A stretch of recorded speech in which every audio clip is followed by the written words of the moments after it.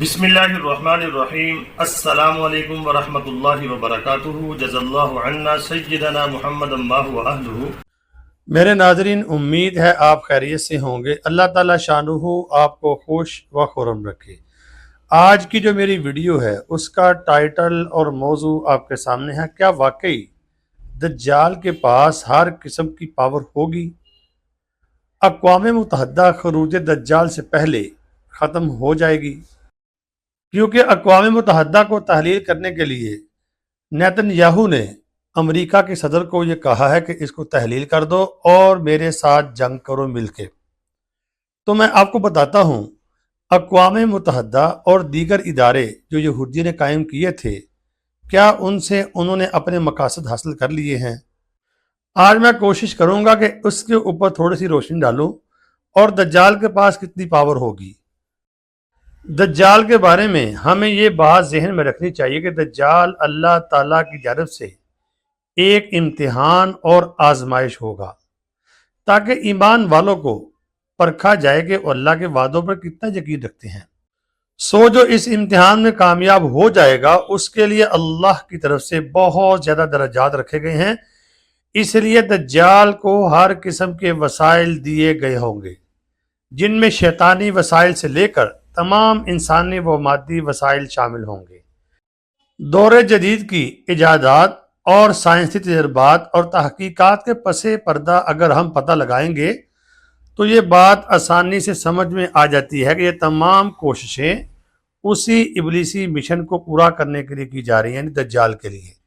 یہاں ہم عالمی اداروں کی تیاریوں کا مختصر خاکہ پیش کریں گے تاکہ حالات کا کچھ اندازہ ہو سکے۔ دجال کے بارے میں حدیث پاک میں آتا ہے اس کے پاس بڑی تعداد میں غذائی مواد ہوگا، یعنی کھانے پینے کی چیزیں ہوں گی، یعنی کہ گندم ہوگی، پھل ہوں گے، کنٹرول ہوگا اس کا، اور جس کو چاہے گا وہ کھانا دے گا، جس کو چاہے گا فاقے کرائے گا۔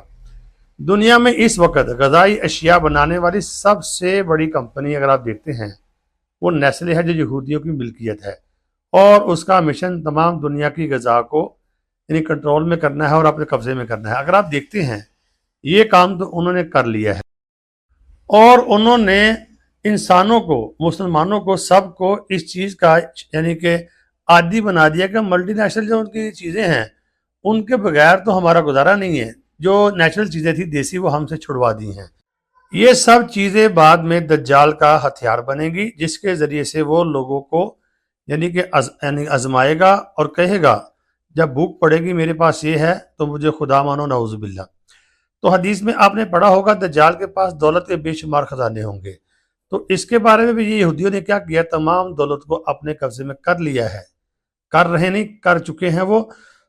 تو اگر آپ دیکھتے ہیں یہودیوں نے ان اداروں کے ذریعے اپنے مقاصد حاصل کر لیے ہیں۔ یہ مختصر آپ کو بتا رہا ہوں میں۔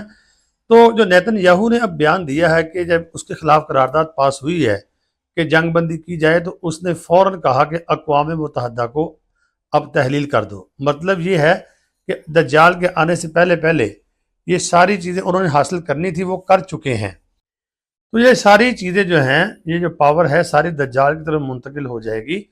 دجال جو ہے یہ اللہ کی طرف سے بہت بڑی آزمائش ہوگی، جو میری ویڈیو کا ٹائٹل اور موضوع بھی ہے۔ اور اقوام متحدہ اور دیگر ادارے جو انہوں نے بنائے تھے امریکہ کے اندر، بہت سے ادارے ہیں آپ کو پتہ ہوگا، ممکنہ طور پر وہ ختم ہو سکتے ہیں، کیونکہ دجال کے آنے کی تیاریاں یہودی بہت زور و شور سے کر رہے ہیں، اور ایک نیو ورلڈ آرڈر بھی لانا چاہتے ہیں۔ آپ اس کی بات اگر سنتے ہوں گے، اکثر و بیشتر یہ باتیں آپ سنتے ہوں گے۔